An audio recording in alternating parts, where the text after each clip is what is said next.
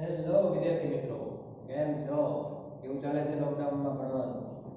તો આજની આપણી ઓનલાઈનની દુનિયામાં એટલે કે વિડિયો લેક્ચરમાં તમારું સ્વાગત છે. તો આપણું ચેપ્ટર નંબર 2 ફિઝિક્સનું કે ભાઈ એકમ અને એકમનું માપન. તો અત્યાર સુધી આપણે રાશિ વિશે વાતચીત કરી છે, એના એકમો વિશે વાતચીત કરી છે, એટલે એટલીસ્ટ હવે આપણા માઇન્ડમાં જે ક્લિયર વસ્તુ છે કે રાશિ કોને કહેવાય અને એકમ કોને કહેવાય. પછી આપણે એકમ પદ્ધતિઓની બી વાત કરી કે એકમ પદ્ધતિઓ કેટલી છે. પછી આપણે રાશિના પ્રકાર વિશે વાત કરી એટલે કે મૂળભૂત રાશિ, સાધિત રાશિ અને પૂરક રાશિ. જો તમે આ રાશિઓ વિશે તમે સાંભળ્યું ન હોય એટલે કે વિડિયો લેક્ચર ના જાય હોય તો તરફથી તમે પહેલા આ વિડિયો લેક્ચર જોઈને પછી આ વિડિયો લેક્ચરમાં જમ્પ કરજો તો તમને થોડો ઘણો આઈડિયા આવશે. તો વિદ્યાર્થી મિત્રો, આજનો જે ઈઝી ટોપિક છે એ છે આપણો લંબાઈનું માપન. કે ભાઈ લંબાઈનું જે માપન તમે કઈ રીતે કરી શકો છો એની વિશે ચર્ચા કરવાની છે. તો આપણો જે ટોપિક છે કે ભાઈ લંબાઈનું માપન. તો સૌથી પહેલા તો તમને એ જ વસ્તુ આવે કે જો મારે અહીંથી ભાવનગરથી રાજકોટ જવું હોય તો તમને એમ કહો કે ભાઈ ભાવનગરથી રાજકોટ તમે ગયા છો તો તમે કઈ રીતે માપન કરશો, એટલે તમે શેમાં જવાબ આપશો? તો તરત તમને એવો જવાબ આવશે કે ભાઈ કિલોમીટર. કે આન્સર જે આવે તારી લઈએ કે ભાઈ 160 170 કિલોમીટર છે આપણે ભાવનગરથી રાજકોટનું ડિસ્ટન્સ. તો તરત તમે એમ કહેશો કે 170 કિલોમીટર. તમે એવો જવાબ નહીં આપો કે 170 મીટર. તો તરત તમને માઇન્ડમાં જે છે આઈડિયા ક્લિયર થઈ જાય છે કે ભાઈ ક્યારે કિલોમીટર વાપરવાનું છે અને ક્યારે મીટર વાપરવાનું છે. ઓકે, તો આ રીતે આપણે લંબાઈનું માપન જે છે કઈ કઈ રીતથી થઈ શકે છે એ વસ્તુ જે છે એ આજે આપણે આજના લેક્ચરમાં ટોપિકમાં ચર્ચા કરવાની છે. જો તમે એક પોઈન્ટ થી બીજા પોઈન્ટ એટલે સાવ નાના એવા અંતરમાં તમે જતા હશો તો ત્યારે તમે કિલોમીટર નહીં કરો. જેને બહુ શરીર વધી ગયું એ લોકો જોગિંગ કરવા જાય છે અથવા તો રનિંગ કરવા જાય છે ત્યારે એ લોકો ખાસ રીતે વોચમાં અથવા તો સ્માર્ટફોન એન્ડ્રોઇડ ફોન છે એમાં નોટ ડાઉન કરતા હોય છે કે આ તમે આટલું રનિંગ કર્યું છે, આટલા કિલોમીટર રનિંગ કર્યું છે. તો એની ઉપરથી તરત આપણને આઈડિયા આવે છે કે કિલોમીટર અને મીટર વચ્ચેનો ડિફરન્સ. તો ચલો આજે આપણે જોઈએ કે ભાઈ માપન જે છે એની લિમિટેશન પણ કંઈક આવે છે કે ભાઈ અમુક વસ્તુ જે છે એ સાવ નાનામાં નાનું માપન તમારે કરવું હોય કે જે તમે નરી આંખે જોઈ બી ના શકતા હોય તો એ નાનું ડિસ્ટન્સને તમે કઈ રીતે મેઝરમેન્ટ કરો તો એના પણ ઇન્સ્ટ્રુમેન્ટ જે છે એ આપણી દુનિયામાં અવેલેબલ છે. તો ક્લાસ 11 એટલે કે ફિઝિક્સની લેબમાં તમારે વર્નિયર કેલિપર્સ છે, સ્ફેરોમીટર છે, સ્ક્રૂ ગેજ છે કે જે તમારે અલગ અલગ વસ્તુઓનું માપન જ કરવાનું છે અને ઈ સાધનો જે છે તમારી લેબમાં છે તે આપણા સિલેબસમાં પણ છે. તો ત્યારે એને તમે પ્રેક્ટિકલી નોલેજ પણ ત્યારે તમે એને મેળવી શકશો. પણ ખબર છે કે પ્રેક્ટિકલ નોલેજ પહેલા આપણને થિયરી નોલેજ હોવું જરૂરી છે. આપણે કાર કે અથવા તો બાઇક ચલાવવી હોય તો એની પહેલા આપણને ખબર હોવી જોઈએ કે ક્લચ ક્યાં છે, હેન્ડલ ક્યાં છે, બ્રેક કઈ રીતે લગાવી, પછી તમે એને પ્રેક્ટિકલી કરી શકો. તો પ્રેક્ટિકલ નોલેજ પહેલા આપણે થિયરિટિકલ નોલેજ આપણે જાણીએ કે ભાઈ શું છે. તો માપનની વાત આવે તો 10⁻⁵. તો 10⁻⁵ નું તમારે માપન કરવું હોય તો તમે કયા ઇન્સ્ટ્રુમેન્ટની મદદથી કરી શકો છો? તો કે ભાઈ સ્ક્રૂ ગેજ. સ્ક્રૂ ગેજની મદદથી તમે નાનામાં નાનું માપન એટલે કે 10⁻⁵ મીટર જેટલું માપન જે છે એ આ સ્ક્રૂ ગેજ ઇન્સ્ટ્રુમેન્ટની મદદથી તમે કરી શકો છો. એટલે આ ઇન્સ્ટ્રુમેન્ટનું નામ યાદ રાખવાનું અને જે લિમિટ જે છે એ બી તમારે યાદ રાખવાની છે. પછી શું છે કે ભાઈ 10⁻⁴ કે ભાઈ આનાથી થોડુંક નાનું. આજે 10⁻⁵ જે છે એ માઇક્રોની નજીક આવી. વિદ્યાર્થી મિત્રો તમને ખબર જ છે કે માઇક્રોની પાવર જે છે એ કેટલી થાય છે? તો કે ભાઈ 10⁻⁶ માઇક્રો અને આવી રીતે લખવામાં આવે છે. ઓકે, તો 10⁻⁴ નું માપન કરવાનું હોય તો એ ઇન્સ્ટ્રુમેન્ટ કયું છે? તો કે ભાઈ વર્નિયર કેલિપર્સ. વર્નિયર કેલિપર્સ ની મદદથી તમે ચોકસાઈ રીતે આ તમે નાનામાં નાનું માપ જે છે એ વર્નિયર કેલિપર્સ ની રીતે તમે માપી શકો છો. પછી દેખીતું માપ જે છે કે ભાઈ નાનું માપ મેં તમને મેઝર કરવાનું કીધું કે અહીંથી આ પોઈન્ટ થી લઈને આ પોઈન્ટ નું માપ જે છે એટલે કે ઉદાહરણ આપો કે ભાઈ આ રેખા મેં તમને દોરેલી છે અને મેં તમને કીધું છે કે ભાઈ આ પોઈન્ટ થી લઈને આ પોઈન્ટ સુધીનું મારે ડિસ્ટન્સ જોઈએ છે કે એનું માપ કેટલું છે. તો તરત જ તમે શેનો યુઝ કરશો તો કે ભાઈ માપ પટ્ટી, આપણી સ્કેલની મદદથી તમે આ નરી આંખે જે તમે જોઈ શકો છો એનું તમે માપન તમે કરી શકો. કેમ કે એમાં બહુ એટલું બધું કઈ હાર્ડ વર્ક નથી. તરત આપણને માપ જે છે એ પરફેક્ટ તમને મળી શકે. પણ જ્યારે ચોકસાઈપૂર્વક માપ તમને જોઈએ કે કે ભાઈ પરફેક્ટ માપ કેટલું છે તો ત્યારે તમારે આ વર્નિયર કેલિપર્સ અને સ્ક્રૂ ગેજ નામના સાધનનો ઉપયોગ કરવામાં આવે છે. તો વિદ્યાર્થી મિત્રો આ જે છે લંબાઈનું માપન અને તમારી સામે ત્રણ સાધનો છે અને જે આપણે તમે 11મા ધોરણના સિલેબસમાં પ્રેક્ટિકલી નોલેજ જે છે એ તમે આ વસ્તુને એટલે કે ઇન્સ્ટ્રુમેન્ટની મદદથી તમે પ્રેક્ટિકલ કરશો. તો હવે જે વાત આવે છે જે નેક્સ્ટ ટોપિક આવે છે એ માપનની રીત. અત્યાર સુધી આપણે માપન તો કર્યું કે ભાઈ આ માપન જે છે એ કઈ રીતે તમે કરો, પણ એ માપનની રીત પણ છે. તો માપનની રીતના બે પ્રકારો જે છે, પહેલો જે પ્રકાર જે છે એ કયો છે તો કે ભાઈ માપનની પહેલી જે રીત છે પ્રત્યક્ષ રીત અને બીજી જે રીત છે પરોક્ષ રીત. ઓકે, તો હવે આપણે આઈડિયા મેળવીએ કે ભાઈ શું ડિફરન્સ છે, કે ભાઈ શું કવિ શું કહેવા માંગે છે આમાં. તો કવિ કહેવા માંગે છે પ્રત્યક્ષ રીત એટલે કે તમારી સામે જ વસ્તુ હોય અને તમે માપન કરી શકો. કે ભાઈ મેં તમને એક નાની એવી વસ્તુ તમને આપી, બહુ નાની એવી છે અને તમારે એનું મેઝરમેન્ટ કરવું છે લંબાઈનું, તો તમારી સામે ઇન્સ્ટ્રુમેન્ટ છે જ કે જેને તમે દેખીતી રીતે તમે એનું માપન કરી શકો છો. તો ઈ જે રીત જે છે શેમાં સમાવેશ થશે તો કે ભાઈ પ્રત્યક્ષ રીતે તમારી સામે. બીજી જે રીત છે ઈ ભાઈ પરોક્ષ રીત. તો અહીંયા જે છે વાત બહુ મોટી આવી ગઈ કે પરોક્ષ રીત શું છે. તો એક એક્ઝામ્પલ હું તમને આપું કે ભાઈ આપણે અહીંયા છીએ પૃથ્વી ઉપર અને પૃથ્વીથી અવકાશમાં કોઈ પ્લાનેટનું આપણે માપ જોઈએ. સાંભળજો કે તમે પૃથ્વી ઉપર ઊભા છો અને તમારે પ્લાનેટ અને પૃથ્વી વચ્ચેનું અંતર જો તમારે માપવું હોય તો તમે કઈ રીતે માપશો? તમે સ્કેલનો યુઝ કરશો તો કે ભાઈ નહીં, સ્કેલ તમે કેટલી લ્યો ખબર જ નથી કે ઈ અંતર તો બહુ મોટું થઈ ગયું છે. તો જ્યારે મોટા અંતરની વાત આવે કે જેનો આપણે તરત આઈડિયા આવે જ નહીં ત્યારે તમે કઈ રીતનો ઉપયોગ કરો છો તો કે ભાઈ પરોક્ષ રીત. પરંતુ આ પરોક્ષ રીત શું છે એ હવે આપણે સમજીએ. તો પરોક્ષ રીતમાં તમને સિમ્પલ જે વાત કરું એક ઉદાહરણ દ્વારા, ત્યારે થોડો ઘણો તમારા માઇન્ડમાં જે છે એ આઈડિયા આવી જશે. એટલે ઈ જે રીત છે પરોક્ષ રીતમાં ઈ છે તમારી દ્રષ્ટિ સ્થાન ભેદ રીત. કઈ રીત? દ્રષ્ટિ સ્થાન ભેદ રીત. તો વિદ્યાર્થી મિત્રો એક કામ કરો, તમારી પાસે અત્યારે પેન્સિલ અથવા તો પેન કઈ બી તમારી પાસે હોય, તમે તમારા આંખથી સ્ટ્રેટ એટલે કે આવી રીતના સીધી તમે એ પ્રમાણે રાખો અને આંખની નજીક જ રાખવાનું છે. હવે તમારે શું કરવાનું છે, સ્ટેપ બાય સ્ટેપ બંને આંખ જે છે વારાફરતી તમારે ક્લોઝ કરવાની છે એટલે કે બંધ રાખવાની છે. પહેલા તમે ચેક કરી લો કે ભાઈ તમારી પાસે પેન જે છે એ તમારી આંખથી સ્ટ્રેટ છે તો કે ભાઈ હા.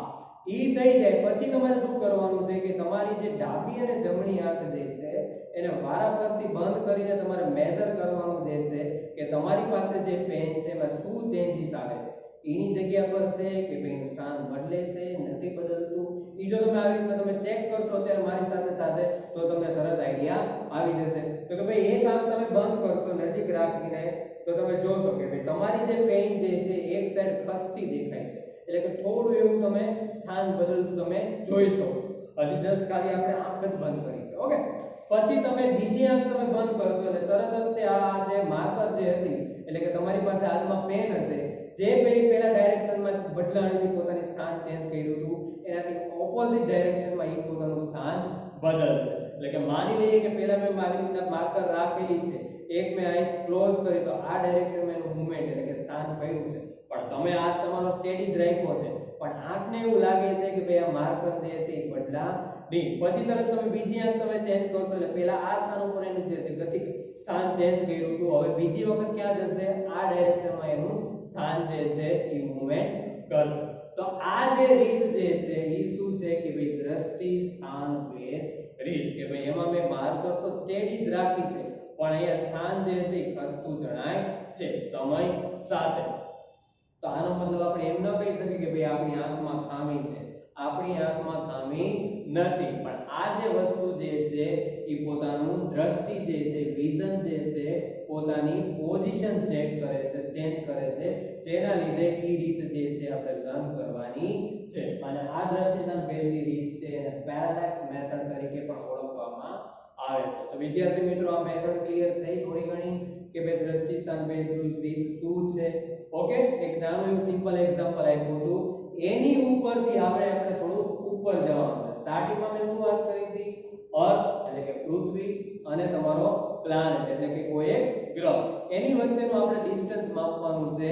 તો એ ડિસ્ટન્સ જે છે કઈ રીતે આપણે માપશું, તો કે ભાઈ દ્રષ્ટિ સ્થાન ભેદની રીતથી આપણે મેઝર એને કરી શકશું. તો ઈ જે રીત જે છે એ શેમાં સમાવેશ થાય છે, તો કે ભાઈ આપણી પરોક્ષ રીત. શેની અંદર સમાવેશ થાય છે, પરોક્ષ રીત. તો વિદ્યાર્થી મિત્રો તમે જે છે તમારી સમક્ષ આકૃતિ છે એની ઉપર આપણે ધ્યાન દઈએ કે ભાઈ આ આપણી અર્થ છે એટલે કે પૃથ્વી છે. ઓકે, એક પૃથ્વી આપણે ડ્રો કરેલી છે અને એમાં આપણે બે બિંદુઓ લીધેલા છે કે ભાઈ બંને એકબીજાથી સમાન અંતરે હોય એટલે કે આ પોઈન્ટ ઉપર અને આ પોઈન્ટ. તો ખાસ ધ્યાન રાખજો, માની લઈએ કે એ પોઈન્ટ જે છે ઉત્તર દિશામાં છે તો બી પોઈન્ટ છે દક્ષિણ દિશામાં જ લેવાનો, અને જો એ પોઈન્ટ જે છે પૂર્વ દિશામાં હોય તો એની પશ્ચિમ દિશામાં લેવાનો. ઇન શોર્ટ ઓપોઝિટ ડાયરેક્શનમાં એ બે પોઈન્ટ જે છે એને ધારવાના છે. તો કેવા શું આપું છું કે ભાઈ પૃથ્વી છે એમાં બે સાયન્ટિસ્ટ જે છે ઊભા છે અને આપણો એક ગ્રહ છે પ્લાનેટ છે, અને એ પૃથ્વીથી આ પ્લાનેટ વચ્ચેનું જે ડિસ્ટન્સ જે છે એ આપણે મેઝર કરવાનું છે. તો સ્ટાર્ટિંગમાં આપણે ધારી લઈએ કે ભાઈ આ પ્લાનેટ જે છે અને આપણો બી પોઈન્ટ જે છે એનું ડિસ્ટન્સ જે છે કેપિટલ ડી જેટલું છે. કેટલું છે, કેપિટલ ડી જેટલું. અને અર્થ ઉપર બે વૈજ્ઞાનિકો જે ઊભા છે એટલે કે પોઈન્ટ A અને પોઈન્ટ B, એની વચ્ચેનું ડિસ્ટન્સ જે છે પૃથ્વીના વ્યાસ જેટલું જ હશે. ઓકે, તો એ જે ડિસ્ટન્સ છે આપણે ધારી લઈએ કે ભાઈ માનો કે એ ડિસ્ટન્સ છે આપણું સ્મોલ b જેટલું. આઈડિયા આવે છે કે ભાઈ A અને B પોઈન્ટ વચ્ચેનું ડિસ્ટન્સ એટલે કે અંતર કેટલું છે, તો કે પૃથ્વીના વ્યાસ જેટલું એટલે કે b જેટલું આપણે એઝ્યુમ કરેલું છે. ઓકે, અને પોઈન્ટ B થી લઈને તમારો જે પ્લાનેટ છે એને બી આપણે એક નામ આપી દઈએ એટલે કે ભાઈ S. શું નામ આપીએ આપણે, S. ઓકે, તો B પોઈન્ટ થી S સુધીનું અંતર કયો, અથવા તો A પોઈન્ટ થી S સુધીનું અંતર કયો, કેટલું હશે, સેમ જ હશે. ઓકે, તો એ ડિસ્ટન્સ કેટલું છે, તો કે ભાઈ કેપિટલ D જેટલું. તો ધ્યાન રાખજો વિદ્યાર્થી મિત્રો, કેવા શું આપું છું કે બંને સાયન્ટિસ્ટો A અને B એક જ સમય આપણે દ્રષ્ટિસ્થાન ભેદમાં જોયું હતું કે ભાઈ એક આંખ બંધ કરી ત્યારે જે છે આપણી માર્કર જે છે અલગ બીજી ડાયરેક્શનમાં મૂવ કરતું હતું, અને જ્યારે તમે બીજી તમે આંખ ક્લોઝ કરી ત્યારે બીજી સાઈડમાં એ આંખ ખસતી હતી. તો હવે શું કરવાનું છે, દ્રષ્ટિસ્થાન ભેદની રીત દૂર કરવા માટે તમારે શું કરવાનું છે, આ બંને સાયન્ટિસ્ટો જે છે એક જ સમયે આ પ્લાનેટ જે છે એને જોવાની ટ્રાય કરશે. કોની મદદથી, તો કે ભાઈ ટેલિસ્કોપની મદદથી. ઓકે, તો ટેલિસ્કોપની મદદથી આ જે પ્લાનેટ જે છે એને ઈ શું કરે છે, જોવે છે. ઓકે, અહીંનો સાયન્ટિસ્ટ અને અહીંનો સાયન્ટિસ્ટ બંને પાસે ટેલિસ્કોપ છે અને ટેલિસ્કોપની મદદથી શું કરે છે, એ આને જોવાની ટ્રાય કરે. તો બાળકો તમે જો અહીંયા જ્યારે આ વૈજ્ઞાનિક જોશે અને જ્યારે બી વૈજ્ઞાનિક આને જોશે ત્યારે પ્લાનેટ સાથે શું બને છે, એક નાનકડો એવો ખૂણો બને છે. સ્વાભાવિક છે એ ખૂણો છે એ નાનો જોવાનો. શું કામ, કેમ કે અર્થ થી લઈને ઈ પ્લાનેટ જે છે ખૂબ જ મોટા ડિસ્ટન્સ ઉપર છે, બહુ એટલે બહુ જ લાંબા અંતર પર છે, જેના લીધે જ આપણે પ્રયોગ પરોક્ષ રીતનો ઉપયોગ કરવામાં આવે છે. જો નાનું હોત તો કઈ સવાલ જ નથી, તો તરત આપણે મેઝરમેન્ટ કરી લઈએ કંઈ પણ જુગાડ કરીને. પણ અહીંયા જે ડિસ્ટન્સ જે છે ખૂબ કેવું છે, મોટું છે. એટલે આપણે એવું કહી શકીએ કે ભાઈ કમ્પેર્ડ ટુ આ ડિસ્ટન્સ એટલે કે વ્યાસ કરતા આ ડિસ્ટન્સ કેવું થઈ જાય છે, ખૂબ જ મોટું. એટલે ઈ ડિસ્ટન્સ ખૂબ મોટું થાય એટલે ખૂણો કેવો બનવાનો, સ્વાભાવિક છે નાનો એવો ખૂણો બનવાનો. પરંતુ અહીંયા તમને બતાવવા માટે મેં એટલો લાંબો થોડો મોટો ખૂણો રાખેલો છે. હકીકતમાં આ જે ખૂણો જે છે ખૂબ જ નાનો ખૂણો બનશે. ઓકે, તો આઈડિયા ક્લિયર આવે છે. હવે આપણે લાસ્ટ વિડિયો લેક્ચરમાં આપણે પૂરક રાશિ વિશે વાત કરી હતી, અને પૂરક રાશિના મેં તમને બે એક્ઝામ્પલ આપ્યા એટલે બે વાત કરી હતી કે જેમાં સમતલ કોણની વાત આવી હતી અને બીજું ઘન કોણની વાત આવી. તો વિદ્યાર્થી મિત્રો સમતલ કોણ શું છે તે હવે તમને આઈડિયા આવવો જોઈએ. ઓકે, તો રિમાઇન્ડ કરો તમે કે ભાઈ સમતલ કોણ કે જેમાં આપણે વાત કરતા હતા કે સમતલ કોણ બરાબર ચાપના છેદમાં ત્રિજ્યા. આવું કંઈક આપણે ત્યારે લર્ન કર્યું કે ભાઈ ચાપના છેદમાં ત્રિજ્યા. તો અહીં આપણે સમતલ કોણ હટાવીને આપણે શું શોધવા જઈ રહ્યા છીએ? તો કે ભાઈ તમારો દ્રષ્ટિ સ્થાન ભેદ કોણ. શું કરવા જઈ રહ્યા છીએ? તો કે ભાઈ દ્રષ્ટિ સ્થાન ભેદ કોણ. એને નામ આપી દો કે ભાઈ થીટા. શું નામ છે? થીટા. ઓકે. આ મેં તમને સમતલ કોણ સાથે એટલે કમ્પેર કરાવ્યું કેમ કે એક જાતનો એક ખૂણો જ બનાવે છે. ખૂણો બરાબર ચાપના છેદમાં ત્રિજ્યા. તો દ્રષ્ટિ સ્થાન ભેદ કોણ જે છે શેના વડે ડિનોટેડ કર્યું છે આપણે? તો કે ભાઈ થીટા વડે. શેના વડે? થીટા વડે. તો થીટા બરાબર ચાપના છેદમાં ત્રિજ્યા. તો ચાપ કઈ છે? ચલો હવે આ પોઝિશન પર આવી જાઓ. આ પોઈન્ટ થી મારે ચાપ જોઈએ. તો ચાપ કઈ છે? તો કે ભાઈ આ બે વૈજ્ઞાનિકો જે ઊભા છે A અને B એની વચ્ચેનું ડિસ્ટન્સ. આ ચાપ તો એ ચાપનું ડિસ્ટન્સ કેટલું છે? તો કે ભાઈ સ્મોલ b. એટલે કે દ્રષ્ટિ સ્થાન ભેદ કોણ બરાબર b. ઓકે. પછી શું છે? ત્રિજ્યા. ત્રિજ્યા કઈ છે? તો કે ભાઈ આ તમારો પ્લેનેટ છે અને અહીંથી અહીં સુધી જે ડિસ્ટન્સ થાય એ કેટલું થાય? ત્રિજ્યા જેટલું થાય. અને એ ડિસ્ટન્સ કેટલું આપેલું છે? તો કે ભાઈ કેપિટલ D. એટલે કે થીટા બરાબર b ના છેદમાં d. તો આ વસ્તુ તમને શું મળી? તો કે ભાઈ દ્રષ્ટિ સ્થાન ભેદ કોણ. શું મળ્યું તમને? દ્રષ્ટિ સ્થાન ભેદ કોણ. પણ અહીં આપણે ગોતીએ છીએ શું? અર્થ અને પ્લેનેટ વચ્ચેનું ડિસ્ટન્સ. એટલે કે અહીંથી લઈને અહીં સુધીનું અંતર. તો બાળકો આપણી પાસે આ અંતર ન હોય કે ઈ જ આપણે ગોતીએ છીએ. આ થીટા જે છે આપણને મળી જાય ટેલિસ્કોપની મદદથી. ઓકે. અને આ બંને ભાઈઓ જ્યાં ઊભા જે છે એ આપણને ઈ વ્યાસ એટલે કે એની વચ્ચેનું અંતર છે ઈ પણ આપણને મળી જાય. પણ આપણને આ અંતર મળતું નથી. એટલે કે આપણને કેપિટલ D છે ઈ મળતો નથી. તો આ સૂત્ર ઉપર તમે કેપિટલ D ને તમે સૂત્રનો કરતા બનાવો. તો કે ભાઈ D બરાબર તો આ અહીંયા આવી આવશે. થીટા ક્યાં આવી જશે? નીચે. તો D બરાબર b ના છેદમાં થીટા. શું થાય છે? D બરાબર b ના છેદમાં થીટા. તો વિદ્યાર્થી મિત્રો દ્રષ્ટિ સ્થાન ભેદની રીતથી તમે મોટામાં મોટું અવકાશી અંતર જે છે ઈ અંતર તમે માપી શકો છો. અને એનું સૂત્ર જે છે હવે તમારી સામે છે. તો બાળકો હવે તમને ખબર પડી કે ભાઈ આપણે માપનની રીત છે પ્રત્યક્ષ રીત અને પરોક્ષ રીત. આજે આપણે આ વિડિયો લેક્ચરમાં બે રીતની વાત કરી. તો પ્રત્યક્ષ રીતની બી વાત કરી આપણે અને પરોક્ષ રીત જે છે કે જેમાં દ્રષ્ટિ સ્થાન ભેદ રીત શું છે એ આપણે સમજ્યા. અને એની મદદથી આપણે આજે તમારી સમક્ષ જે સૂત્ર જે છે એને પણ આપણે ડિરાઈવ કર્યા એટલે કે મેળવા છે. તો આ સૂત્ર જે છે એ તમારે ખાસ યાદ રાખવાના છે કેમ કે આપણા સિલેબસમાં એને રિલેટેડ એક્ઝામ્પલ છે. તો હવે પછીના જે વિડિયો લેક્ચર છે એમાં આપણે આના દાખલાની વાત કરશું અને બીજા નવા ટોપિક જે છે એની વિશે આપણે ચર્ચા કરશું. ઓકે વિદ્યાર્થી મિત્રો, થેન્ક યુ.